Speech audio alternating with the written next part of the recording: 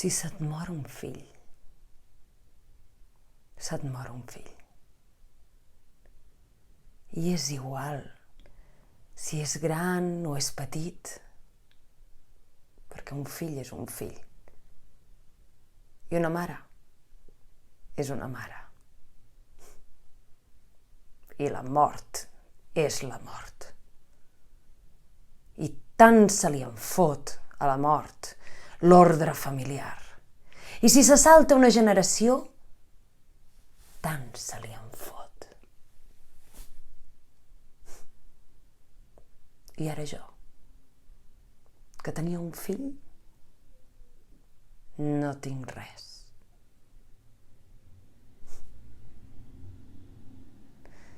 I ara jo, que tinc 70 anys,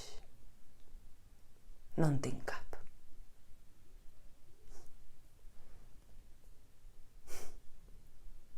I sí, ja ho sé.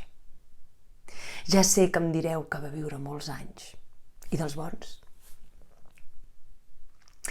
I que n'hi ha d'altres fills que només viuen unes hores, que moren al néixer, o fins i tot abans de néixer, o quan són petits, pobrets. Ja ho sé. Ja m'ho imagino, com de dolorós pot ser.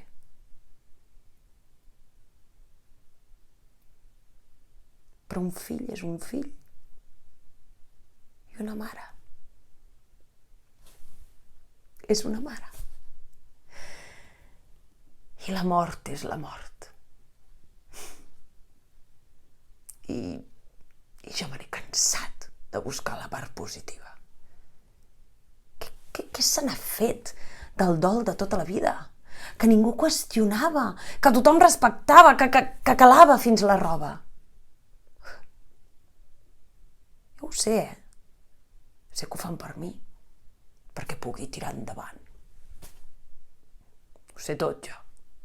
No em queda res per saber ni aprendre. Que fins i tot he hagut d'aprendre la mort d'un fill. Què collons m'heu de dir?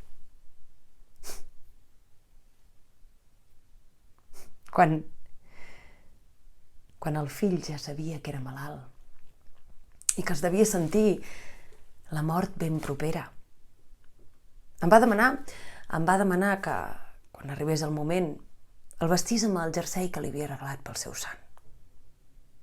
Era només uns dies abans de la seva mort. No ho sabíem, clar. I jo li vaig dir: au, va, no diguis ximpleries. I ell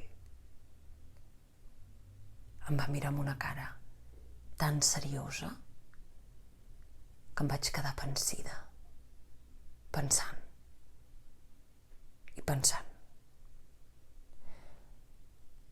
Era un jersei que encara no havia estrenat i em va semblar que estrenar-lo de mort era massa trist. I aquesta idea no podia treure-me-la del cap. I vet aquí que al final no va tenir temps d'aixecar-se del llit, que es va morir i que no em va quedar altre remei que fer-li cas. Amb tan mala sort que el jersei no era de la seva mida. S'havia privat moltíssim i semblava un sac de patates. De veritat, em feia una pena. I el meu home, que quines coses de preocupar-me, que només era un jersei. Però esclar, era el desig del fill. Com si ell sapigués que s'havia de morir ben aviat. I ja ho diu ell, el meu home, que quan un s'ha de morir de malaltia, ho sap abans que ningú. Abans que els metges, fins i tot. Perquè ja és més a prop de Déu que de la seva pròpia mare. Que sóc jo.